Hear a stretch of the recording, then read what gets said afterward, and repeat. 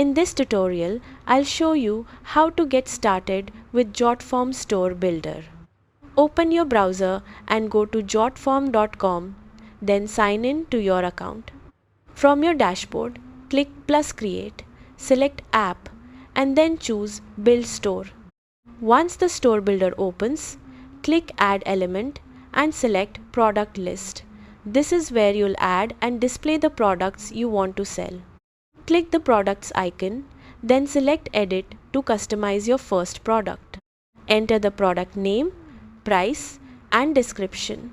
Then click choose images and upload one or more product photos from your computer. Repeat these steps to add more products if needed. Next, click Store Properties to configure your store settings. Select Add Payment Connection, choose your preferred payment gateway and click Next. Follow the prompts to connect your payment account, then click Save to complete the setup. Before publishing, preview your store to make sure your products, images, and pricing appear correctly.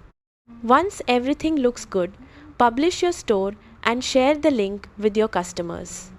That's how to get started with Jotform Store Builder. Thanks for watching.